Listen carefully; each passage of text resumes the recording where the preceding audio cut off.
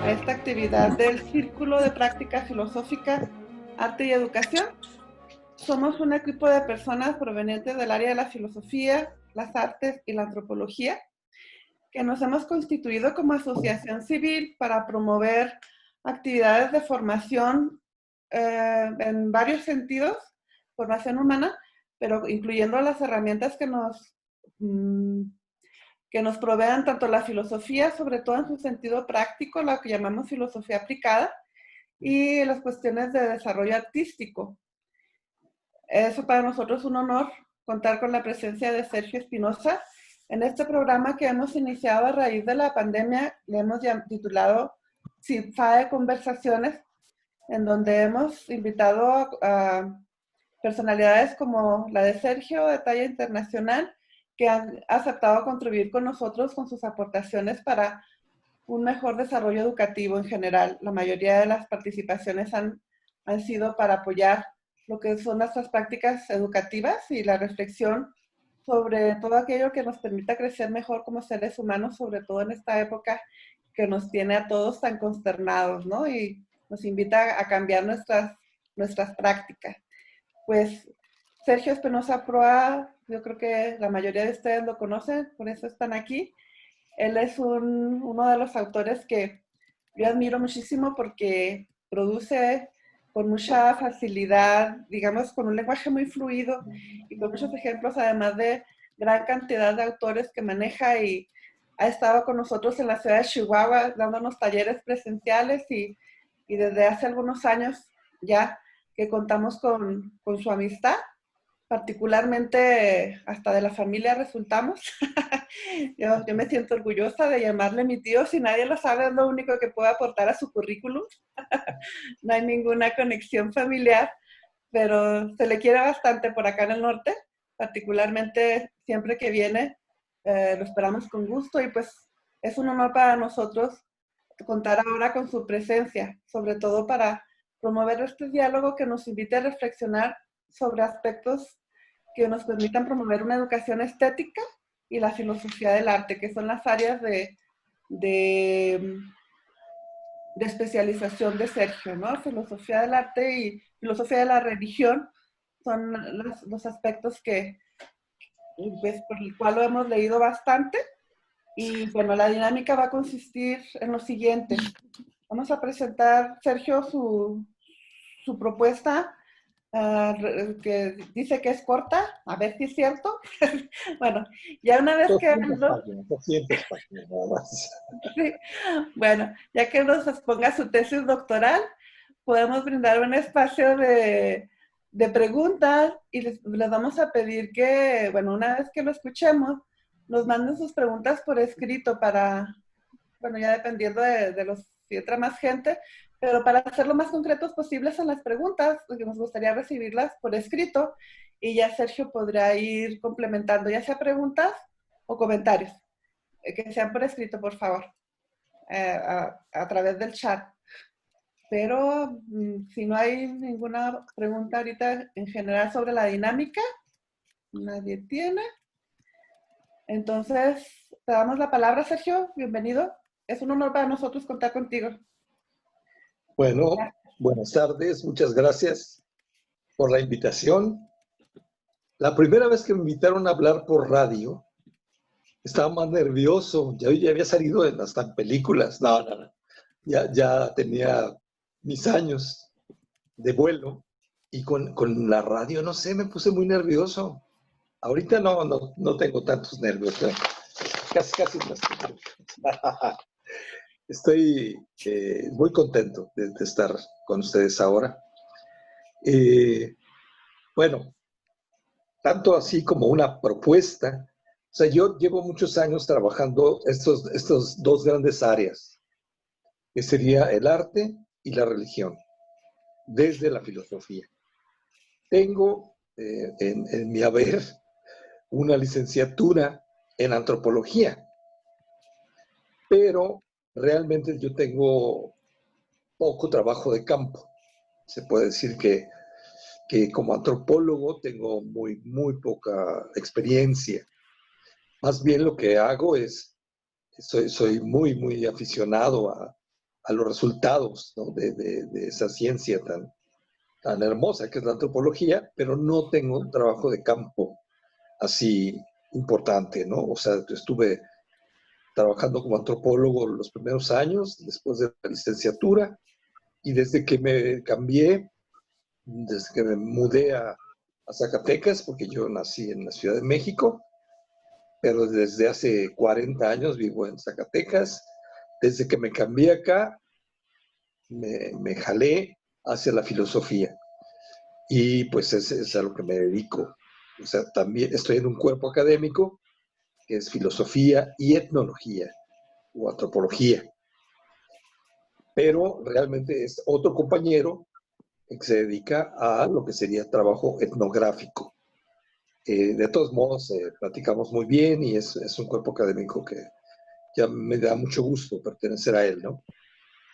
Bueno, lo que yo hice en el doctorado fue una cosa entre la filosofía y la antropología, porque primero el proyecto que presenté para ver si me daba la beca con CONACYT era sobre la literatura, era el problema de la metáfora.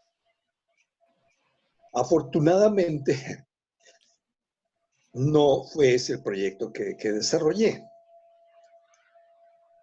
Me dio tiempo, por el espacio que me dieron, de hacer otro proyecto, y era una combinación entre la antropología y la filosofía, y era el problema de lo sagrado.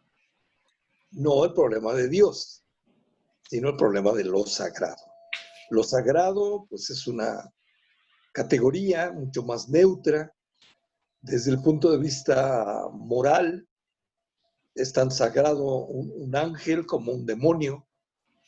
Tiene que ver con una carencia de definición ética, moral, de lo que sería lo divino, porque ya lo divino es como una consecuencia, ¿no? De una humanización, de un trabajo importante sobre lo sagrado, pero lo sagrado, sin ser salvaje, tiene muchos elementos que pertenecen a la naturaleza, ¿no? A la naturaleza, tanto a la naturaleza humana como a la naturaleza en general. Entonces, bueno, el resultado de esta investigación fue establecer una separación, una distinción lo más nítida posible. No es mía, esta distinción la encontré en varios autores, pero tal vez mi aporte contribuir a una mayor clarificación, a hacerla como más nítida, esta distinción entre, por un lado, lo sagrado, después lo divino, la imagen de los dioses o de Dios, del Dios de la Biblia, y finalmente lo santo, que parece que habría una cierta continuidad que va de lo sagrado a lo santo, pasando por lo divino. En todo caso, se trata de un movimiento de mucho mayor moralización y humanización. Va de lo sagrado a lo santo. Se utiliza un poco así, como si fuera fueran sinónimos, lo sagrado, lo divino y lo santo, y no son sinónimos, ¿no? Bueno, ese es el resultado de mi trabajo de tesis, ya hace muchos años de ella, pero no he dejado este problema, ¿no? Me he dedicado desde diferentes ángulos a seguir en esta cuestión de cómo lo sagrado es algo que pertenece a todas, absolutamente a todas las sociedades, sean monoteístas, sean politeístas, o sean lo que los antropólogos llaman o llamaban animistas o primitivas. Hay una cierta como preferencia de lo que serían estas religiones antiguas por lo sagrado y no por lo divino, y mucho menos por lo santo. Santo en el sentido más ético posible, ¿no? O sea, una persona santa es alguien que impone un respeto más que por sus milagro, porque es una persona increíblemente moral, ¿no? Que pone un ejemplo así, a seguir, muy difícil de seguir, pero que es pues, un ejemplo, ¿no? El que pone. En fin, la combinación de antropología y filosofía me dio mucho y me sigue dando mucho para esta cuestión cuyo resultado más claro ha sido que en el mundo moderno, en algo así como el eclipse de lo divino que estamos viviendo, después de la muerte de Dios, anunciada ya desde la aparición del cristianismo, es decir, la muerte de Dios es algo muy propio del cristianismo, no es una blasfemia de Nietzsche nada más. Hay de Bach, hay motetes que eran muy alegres, dicen Dios ha muerto, en Bach, ¿no? En Juan Sebastián Bach. Y es decir, pero sin embargo, ya en nuestra época, la muerte de Dios es así como una de las referencias que uno no puede, indispensables, así que uno no puede decir, no, esos son los ateos, los que no creen en Dios, es por los que hablan de la muerte de Dios. No, no es así. Es una condición social y cultural propia del occidente tardío que nos ha tocado vivir. Bueno, en estas condiciones, el arte tiene un gran predicamento. O sea, lo sagrado no está en las iglesias, no está en las instituciones establecidas, sino en el arte, en algo que sucede en el arte. Ese ya fue uno de los resultados de mi tesis. Es decir, sí, lo sagrado sigue existiendo, pero ya no eh, como fue monopolizado un poco lo sagrado por la religión instituida, sino por unas condiciones medio efervescentes, ebulliciosa, es una buena palabra esa, que caracterizan al ámbito de lo estético, del arte, de la literatura. No tienen que hablar no tiene que ser literatura sagrada, ¿no? En música no tiene que ser música sacra. Hay una como experiencia en la que se vive lo sagrado fuera de ciertos valores y ciertas normas y ciertos ritos y ciertas exigencias de tipo institucional que pertenecen a la religión instituida. Entonces, bueno, ese fue mi punto de llegada. La pregunta es, ¿qué pasa con lo sagrado en el mundo moderno? ¿Sigue existiendo? No tanto que la muerte de Dios implique una absoluta falta de creencia en esto, sino que se ha transformado mucho y en muchos sectores de las sociedades modernas se da esa transición hacia lo que sería el arte. ¿Qué pasa con lo sagrado en el mundo moderno? Se convierte en arte. Se manifiesta en lo poético, se manifiesta en la música, se manifiesta de muchas maneras que no tiene que ver tanto con una supuesta pertenencia a una creencia oficial, ¿no? Así de que sea judaísmo, o sea cristianismo, o sea islam, o sea budismo, hay una experiencia de lo sagrado que es mucho más rebelde a la misma, digamos, a la moral. Lo sagrado, insisto, y nunca se va a insistir lo suficiente, no guarda una relación muy estrecha con la moral. No quiere esto decir que lo sagrado sea inmoral necesariamente, sino que sí hay una separación, ¿no? Algo que en lo sagrado no hay como una codificación de lo que sería una experiencia tan intensa y tan maravillosa, pero también tan espantosa, como puede ser el encuentro con lo sagrado, ¿no? Con la experiencia con una fuerza que va más allá de nuestros deseos.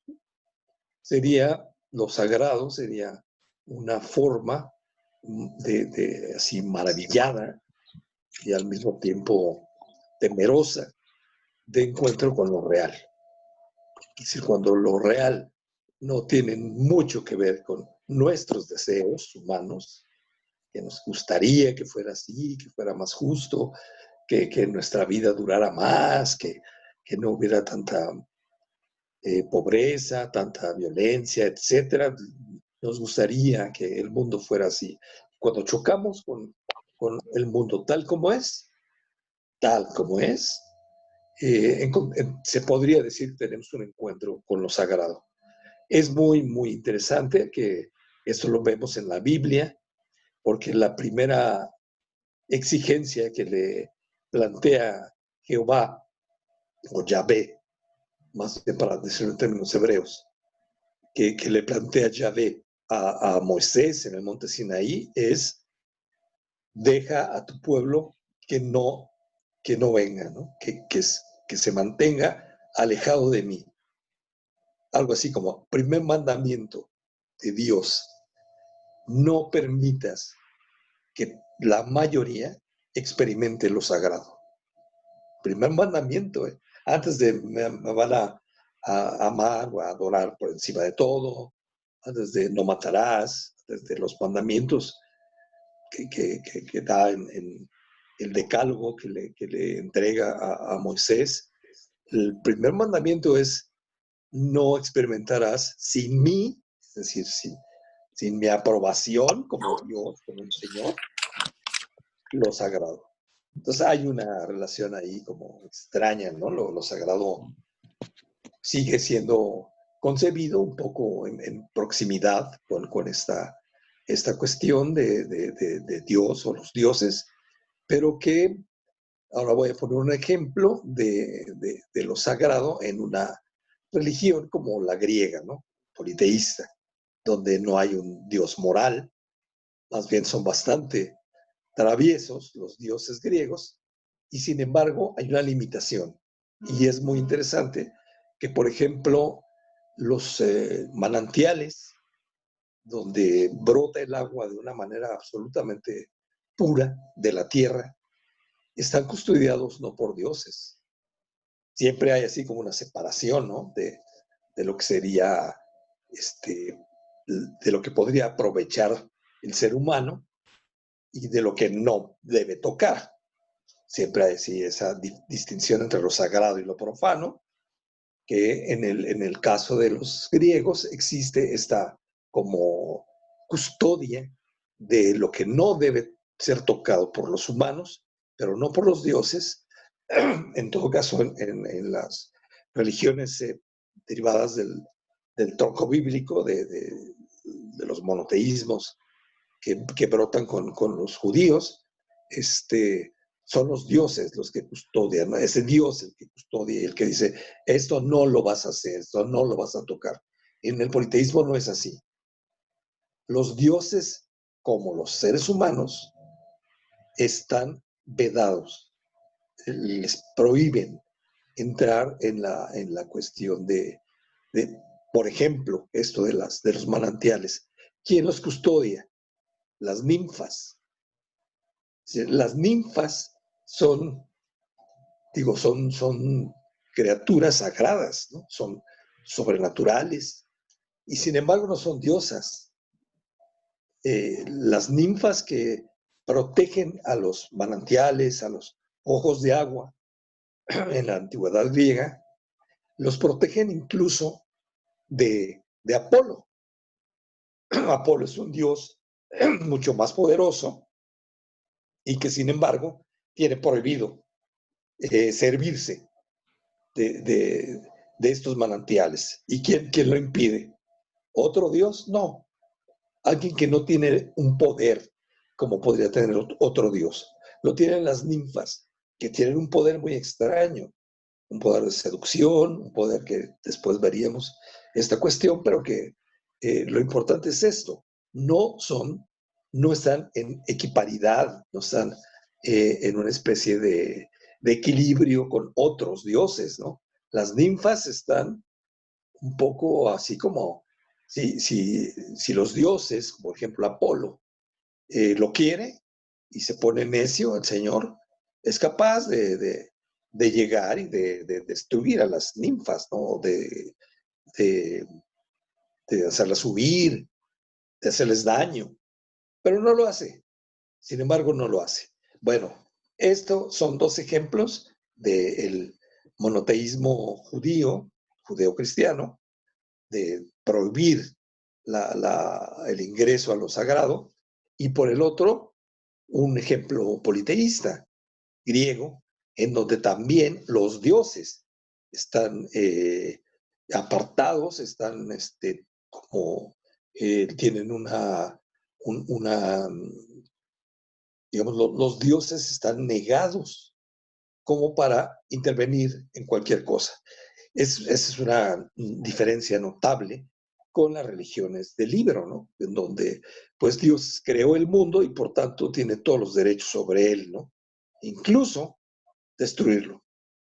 Es decir, el Antiguo Testamento, el hecho de que Dios haya querido el diluvio y nos haya enviado el diluvio a la tierra, pues será por su arrepentimiento de haber creado a los seres humanos, que resultaron ser una plaga. Y entonces manda el diluvio y así es el Dios único de esas tradiciones monoteístas es mucho más así, poderoso y al grado de que pues, crea el mundo, ¿no? Todo lo crea él. Ya no tanto en 7 días, eso ya es un escándalo, pero sí es tiene mucho poder este Dios. En cambio, los griegos, los dioses tienen una cuota de poder, no son todopoderosos. El más poderoso es Zeus y está muy limitado.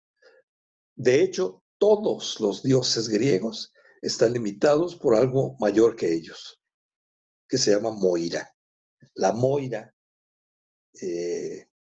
les impide a los dioses lo que sería en griego también la ibris, que sería la desmesura, el salirse de quicio, el hacer lo que quieren.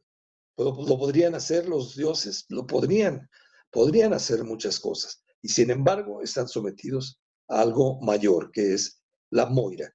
Los dioses están sometidos. En cambio, piensen en el Dios de las tradiciones bíblicas y pues hay que, ¿cuál ley? ¿No? La ley la hizo él. Y si la hizo él, pues puede derogarla o puede saltársela o es una ley para los seres humanos nada más, no para él. En fin, esto era un poco el contexto general de la tesis y donde aparece entonces la cuestión del arte. Fíjense cómo el arte y la religión, en algún curso que vi sobre arte, un maestro, un pintor muy importante, se molestó, pero ¿por qué tanto se habla de Dios en estos cursos sobre arte? Y bueno, yo le explicaba, ¿no? No, pues es que tiene mucho que ver, ¿no? O sea, la religión con la filosofía y con el arte, pues son parte, ¿no? De una misma, de una totalidad. A nosotros, por razones institucionales y por muchas razones, incluso por cuestiones políticas, por una cuestión disciplinaria, pues nos gusta dividir, ¿no? Así no, una persona no puede saber todo de todo, que sea un especialista en tal cosa. Hay como y eso nos lleva directamente al tema, ¿no? De la plática, que es qué tan educativo es el arte. Es decir, el arte puede ponerse al servicio de la moral, en este caso, de la pedagogía, o el arte, si tiene relación con lo sagrado, exhibe una cierta rebeldía un carácter herético, un carácter así muy como al mismo tiempo festivo, pero que no se ajusta mucho a necesidades de este tipo, ¿no? De necesidades morales, necesidades didácticas, con lo cual uno no es que haga la didáctica a un lado, sino que dice, bueno, es que la didáctica y la pedagogía y la educación tienen mucho que aprender del arte. No tanto de que vamos a hacer que los niños tengan una educación estética desde muy bebés, que está muy bien, sino qué hay en el arte que hace que la educación sea mucho más viva y no se convierta en pues una actividad muy aburrida, tediosa, incluso muy represiva, muy castrante, que en eso se ha convertido en grandes sectores, ¿no? Yo no digo que toda la educación sea así, pero hay grandes sectores, ¿no? Donde si nos obligan a tomar el arte así como una asignatura, perdemos un poco el interés en ella, ¿no? En esta asignatura. Entonces, bueno, comencé con la cuestión de la relación que habría entre el arte y la religión por esta cuestión de lo sagrado, ¿no? Porque ya vimos que lo sagrado no es la beatería, ¿no? Así el estar totalmente recogidos y temerosos de Dios, sino que puede ser también una aventura. O sea, los poetas modernos, y bueno, me remito directamente a Hölderlin, que nació el mismo año que Hegel y que Beethoven. Él decía así en sus poemas, y se vuelve loco Hölderlin, pero él dice que lo sagrado sea mi palabra. Él no dice, yo quiero hablar en nombre de Dios. Dice que lo sagrado sea mi palabra. Con lo cual uno piensa, pues hay algo que nos hemos perdido, ¿no? Lo sagrado es algo muchísimo más interesante, más vivo, más peligroso que lo divino. Lo divino en el sentido bíblico, pues sí tiene una serie de exigencias de tipo tanto racional, que no tienen otros dioses, como de tipo ético. O sea, el problema con la gran diferencia entre Grecia y Jerusalén es que el Dios que adoran los judíos es un ejemplo moral y los dioses griegos no. Ellos son increíblemente, son pues más libres, más traviesos, más irresponsables, en fin, ¿no? Lo que encontramos en las características que tiene un Dios como Yahvé y las características que tiene incluso la historia de Yahvé es muy interesante porque hay una serie de variantes, ¿no? Ya en el mismo mundo judío. Yo no me refiero necesariamente a que el Dios de los judíos es muy diferente al Dios de los cristianos, ¿no? Yo digo, los mismos judíos tienen variaciones, los mismos cristianos. El Dios de los protestantes es diferente al Dios de los católicos.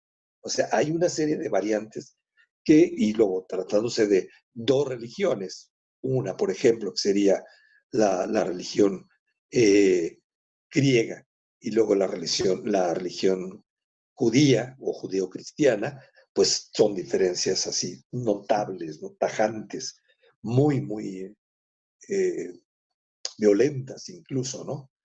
En fin, este es el contexto general con el que me gustaría. Yo escribí unas cuantas páginas, 400, nada, se crean, no son, bueno, son muchas, pero no voy a leerlas todas.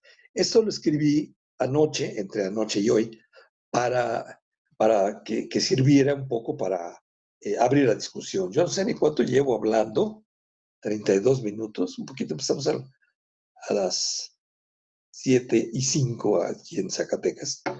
Pero bueno, son 7:32, aquí llevo 25 minutos hablando y voy a leer esto para que pueda hacerse una discusión. si ustedes son gustosos de plantear sus dudas, sus comentarios, sus preguntas, ¿no?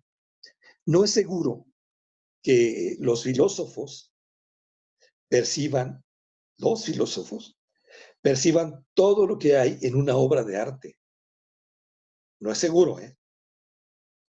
Los artistas tampoco, porque son los artistas. Y los críticos e historiadores, por su roce profesional con ellas, con las obras de arte, suelen estar un tanto adormilados. O sea, comienzo con un poco como despierten, ¿no? La historia del arte llega a ser así como un poco aburrida. Y la crítica como que repite clichés. Pero los filósofos no están tan a salvo de esto. Muchos no entienden la obra de arte. Y los artistas son los únicos que entienden, pues habría que preguntárselo también. A diferencia de todos ellos, del filósofo, del crítico y del historiador y de los artistas mismos, el espectador, la gente que está afuera, se halla en principio en una posición más favorable, porque aunque no sepa gran cosa, su percepción está menos mediatizada, quizá menos involucrada o comprometida. O sea, un artista puede pensar lo peor, como Kafka. Decían, quemen todas mis novelas, no sirven. Y le dijo a su mejor amigo que las quemara.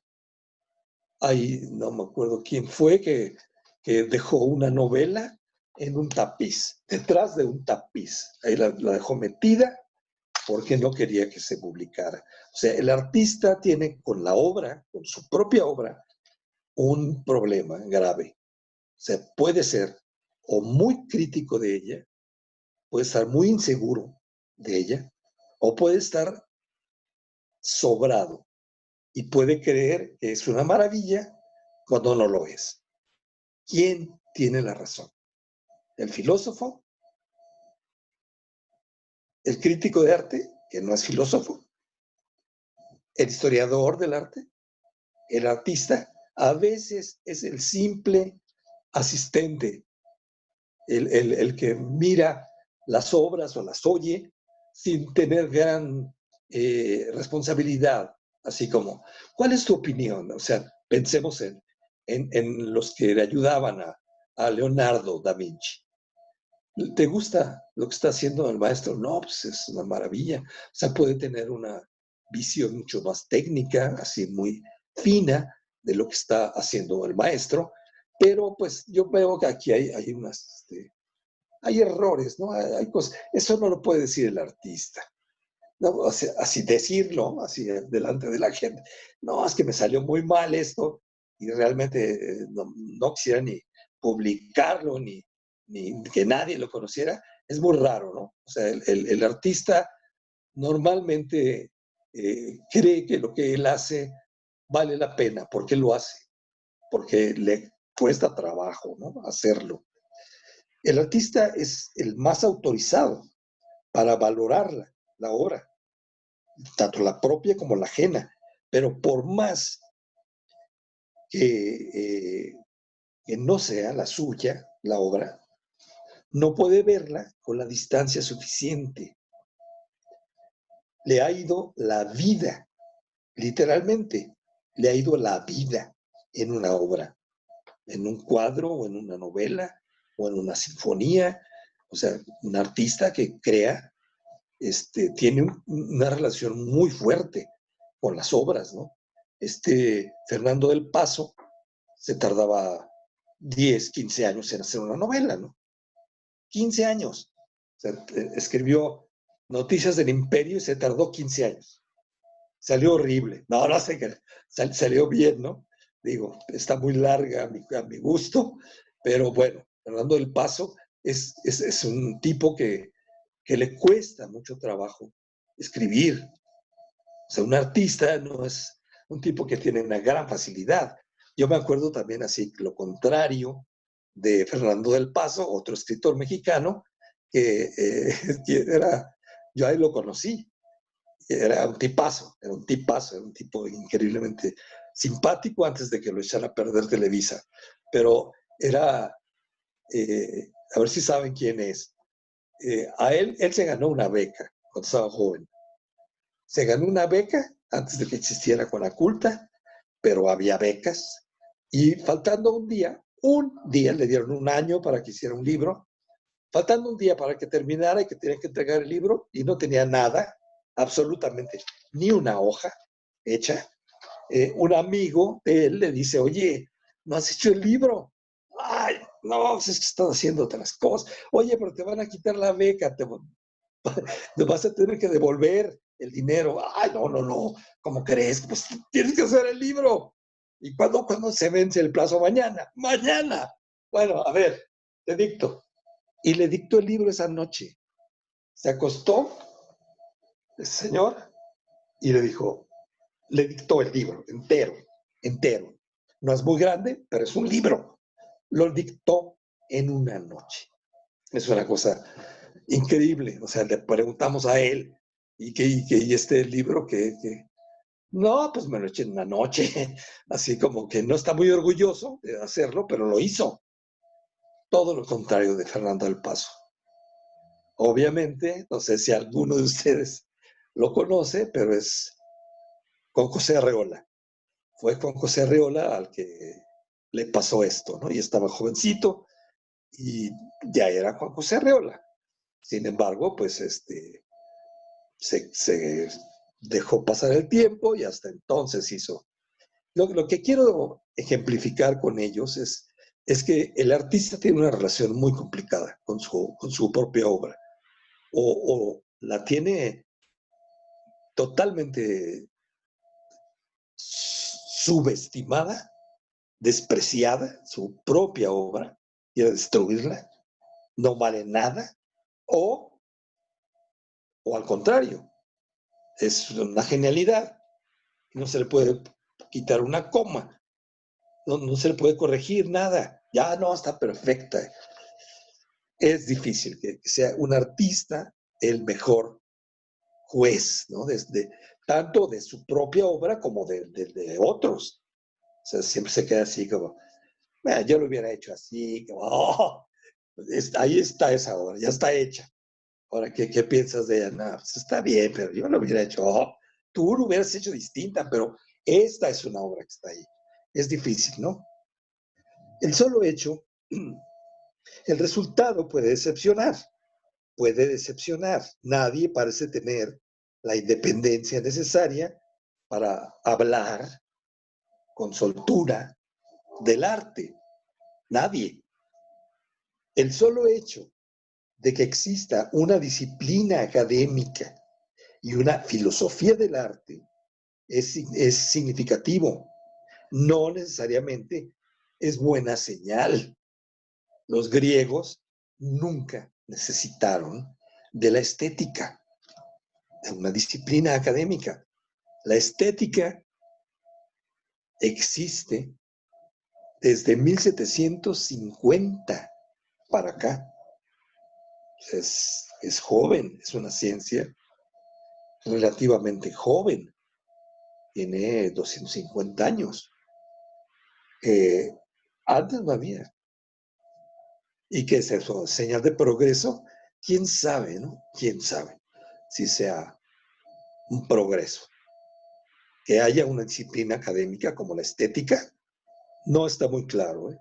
Es decir, que sean las academias las que se hacen cargo de la experiencia estética, del arte, de la belleza, y tengan sus discursos y muy acá, pues quién sabe si sea una ganancia. No necesariamente. Puede haber una gran pérdida, puede haberla. Todo el mundo debería reconocer una obra de arte y ponerla aparte, pero no es así. Le tienen que explicar qué es, por qué es y cómo apreciarla. Se tiene que ser un conocedor. Pero aún así, no es automático que el sabio nos diga algo comprensible o interesante. Ya sabemos cómo se las gastan algunos. Solo pondré 2 ejemplos. Hay un crítico español, no voy a dar los nombres de estos 2 ejemplos, que este crítico español también lo conocí, que no es capaz de escribir una sola frase sin acompañarla de su correspondiente referencia a pie de página.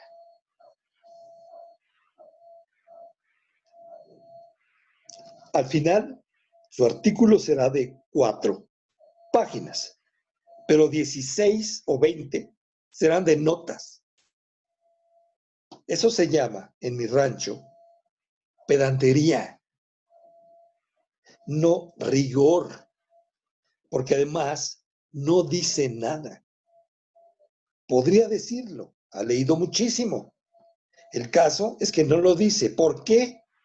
No queda por de pronto del todo claro. Hay otros ejemplos, quizá más patéticos. En México, una dama completamente X es un fenómeno mediático. ¿Por qué? Porque se mofa del arte contemporáneo, calificándolo desde Marcel Duchamp de tomadura de pelo. Y está en todos lados. No se necesita saber mucho, ni ser muy inteligente para tener un fervoroso auditorio y alcanzar cierta fama. Después de todo, el mundillo del arte no está en modo alguno a salvo del cotilleo y la mediocridad. Todo lo contrario, es un terreno particularmente fértil para ello. Casi cada filósofo, ahora sí ya vamos a decir algo más sustancioso, ahorita son ejemplos. Casi cada filósofo consagrado por la historia pergeña, esboza una estética como parte de su sistema. Hay algunos, como Nietzsche, que hacen de la consideración detenida de la obra de arte el verdadero núcleo de toda su filosofía. Nietzsche no dice, a mí me gusta el arte. Él dice, sin música, y lo dice así literalmente, sin música el mundo sería un error. Imagínense la importancia que le concede un filósofo al arte, ¿no? Es el núcleo, es el centro, es lo que permite que se construya una filosofía en Nietzsche. Otros, en cambio, no le dedican mucha atención. 2 casos curiosos son Spinoza y Leibniz. Hablan del arte, pero de pasadita. Algo así, les interesa otra cosa. Pero de Pitágoras a Danto, que es un crítico contemporáneo, se murió hace unos años, gringo, casi todos han dicho algo del arte o nos han brindado sus ideas en torno a la belleza. Conocerlas a veces no es tan fácil, y no solo porque la bibliografía de estos autores o de la filosofía en general sea apabullante. Hay algo demasiado, o sea, no solo es eso, hay algo demasiado personal en ellas. El hecho de que sean filósofos no es garantía suficiente de prudencia u objetividad. La estética no es un territorio aparte, a salvo de aridez o empantanamiento. Casi nunca se muere nadie de sed, pero es muy frecuente que algunos desprevenidos o distraídos se ahoguen en ella. De todos modos, reconoceremos en la filosofía una propensión a pronunciar los juicios más objetivos que serían posibles tratándose de estos temas tan escabrosos. La cuestión del gusto. A mí me gusta. Imagínense que le discutan a Nietzsche. A ti te gusta mucho la música. La música para ti. Sin música el mundo sería un error. Fíjate que yo me la puedo pasar tranquilamente, sin oír música. Es más, odio la música. O sea, los vecinos la ponen a todo volumen y la odio. La odio la música. Es una cuestión bien subjetiva. Pero los filósofos dicen, mira, incluso el gusto tiene reglas. O sea, hay gustos más refinados, más perfectos, más exigentes que otros. Y eso lo dicen los filósofos, ¿no? No yo. Hasta en el gusto más idiosincrático cabría una petición de objetividad o simplemente de moderación. Ello, no obstante, es preciso declararlo. Aquí y en muchas áreas del pensamiento, la objetividad es inalcanzable. El esfuerzo puede ser infructuoso, al grado que muchos se desentienden y dan rienda suelta a su imaginación o a sus predilecciones y fobias personales. Pero es que además la belleza o el desabrimiento de algo procede de un juicio de valor. Ni siquiera una fotografía es completamente objetiva. Ahora bien, de la circunstancia de que sea inaccesible la objetividad, no se desprende que no se utilice como brújula. Vamos a tratar de ser más objetivos. No se puede ser totalmente, pero vamos a tratar. A eso me refiero, como brújula, ¿no? La objetividad, algo que nos oriente. El juicio que le atribuye cualidades estéticas a un objeto, un paisaje, un libro, una sucesión de sonidos, no flota en el aire. O si se quiere, el aire está siempre polarizado. La Ilíada nunca es la misma Ilíada. La cascada del ángel nunca es la misma caída. Y la canción de la tierra, de Mahler, tampoco lo es. No es siempre la misma. Es la misma. Las notas ahí están. Sin embargo, si la canta una soprano maravillosa o una que desentona, pues no, ¿verdad? No es lo mismo. Una obra siempre está así como esperando que alguien le haga justicia, que la lea bien, que la entienda, que profundice en ella. No que decir, ya le leí este libro, y ahora voy a otro libro. Pues no. Para que haya arte, es menester que alguien lo considere arte. Y no todos, ni en cualquier momento. Pero cada vez parece más difícil parapetarse en cuestiones de mera preferencia o sensibilidad individual. Hay que dar razón de ese gusto o de ese disgusto. Es de mal gusto no procurarlo, dar razón de él. Las obras son obras a partir de determinadas condiciones. Hay una especie de sensibilidad general que baña a todas, a toda una época, o que caracteriza a una sociedad. El arte nunca ha sido una variable independiente en ningún sistema. Siempre ha estado en función de algo y se ha intentado invariablemente regular sus acciones. Que no sea ni haya sido dócil, el arte es otra cosa.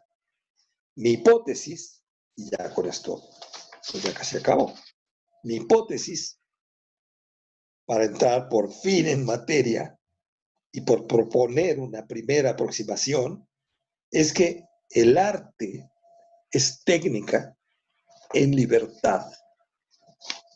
¿Qué significa esto? técnica en libertad. No es hacer lo que yo quiero, en el momento que yo quiero. No es el capricho. Ahora hice esto, ahora no hice esto. Es técnica. Hay que saber lo que cuesta poder construir algo. O sea, encontrar el color. Paul Cézanne, pintó unas 700 veces el mismo cerro, el mismo, el Monte Santa Victoria. ¿Y porque no le quedaba? No, es que no es, pues no, claro que no, ya cuando lo empiezas, el sol estaba ahí. Y cuando acabaste el cuadro, el sol ya estaba ahí, ya son otros colores. Pues eso es lo que yo quiero, es que quiero que esa montaña sea tan real como lo es en realidad. O sea, quiero que el cuadro, fíjense lo que estaba loco, un artista está medio loco. Quiero que esa montaña sea tan real, quiero que el cuadro sea tan real como la montaña misma. Real. Eso significa, no, así se ve desde aquí, a esta hora, este día, con el sol aquí, con esas nubes aquí. Es real todos los días y las noches del mundo, todas. Pues imagínense lo que pretende un artista, ¿no? Es algo muy difícil. Entonces, ¿qué es el arte? Y es una definición muy didáctica, es técnica en libertad. No capricho, no arbitrariedad. Técnica en libertad. Parece un oxímoron, una contradicción en los términos. Y bueno, me da la impresión de que en efecto todo arte es paradójico. Si bien es cierto que se haya condicionado por multitud de elementos, reacciona sobre ellos, sobre esos elementos, y los modifica. Tenemos a la mano el ejemplo de la estética idealista. La estética idealista que viene desde Platón, pero con Hegel tiene una elevación, así, alcanza niveles de abstracción y de perfección teórica muy grande, muy alta. Pues entra en crisis la estética idealista. ¿Y quién la puso en crisis? ¿Los filósofos? ¿Marx? Fue el arte de las vanguardias. Decían, todas las premisas de las que parte la estética idealista de Platón a Hegel, bueno, hasta Adorno, Teodoro Adorno, están equivocadas. No le hacen justicia a lo que es una obra de arte. Podemos ver entonces que el arte reacciona sobre esas condiciones y las modifica. No es hijo de su tiempo, lo modifica al tiempo. Esto es muy importante después de la derrota histórica del proletariado. O sea, todos los de la escuela de Frankfurt, en esa escuela tan importante de teoría crítica, dicen, bueno, el proletariado fracasó, pero nuestro sueño de una transformación social importante, pues se ha trasladado, ahora ya no es el sindicato, es el artista. Vuelven la mirada a los artistas, ¿no? Ellos son los que pueden cambiar las cosas. Bueno, tenemos a André Breton y a muchos escritores latinoamericanos que están pensando en la revolución, pero con una revolución gramatical, una revolución que empiece por la literatura, que yo he escuchado a gente que habla de la revolución, pero con un autoritarismo y una miseria discursiva, así que uno dice, pues, ¿de qué hablas tú? Te hablas de la revolución y eres el más reaccionario patán que yo he oído, ¿no? Pues no, ellos están pensando, pues el arte tiene algo, tiene una gran potencialidad, tiene una gran, si es técnica en libertad, ¿Libertad en qué? Pues de las condiciones en las que nace. Las modifica, no siempre, y no como quisiera, pero las modifica. Ahorita tenemos este ejemplo.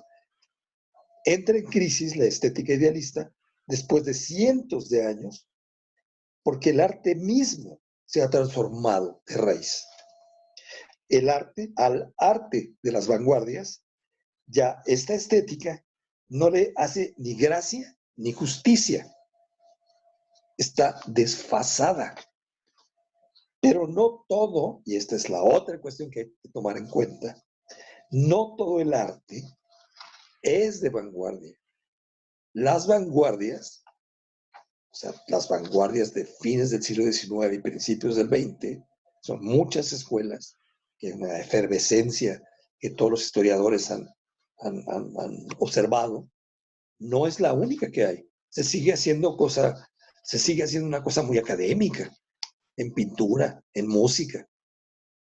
Tal vez el más revolucionario es el cine, pero el cine lo captura la industria cultural, Hollywood o Bollywood de la India, y ya es otra cosa, ¿no? Ya no es tan revolucionario. O sea, pensamos en el cine como algo que tenía una gran posibilidad.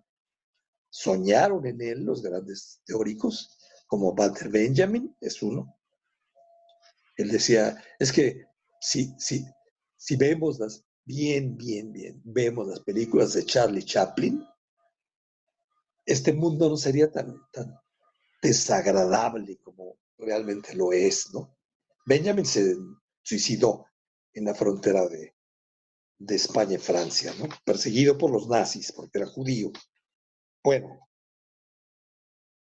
no todo el arte es de vanguardia. La estética idealista sigue siendo válida en infinidad de casos. Es vigente, aunque sea poco consciente de sus operaciones mentales. Esta estética, esta forma, esta idea, esta forma de entender la obra de arte, ¿no? Desde su concepción hasta su materialización, recepción y crítica, este modo de considerar las cosas se aplica con desparpajo y resolución.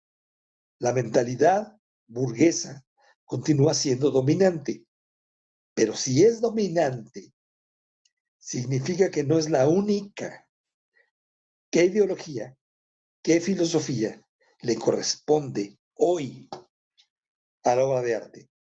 Y para empezar, ¿a cuál obra de arte? Bueno, eso fue lo que escribí para que ustedes participen. Si son gustosos, si no, pues miren, aquí yo traigo mucho para seguir leyendo. A ver, Brenda. Bien. Voy a prenderlo.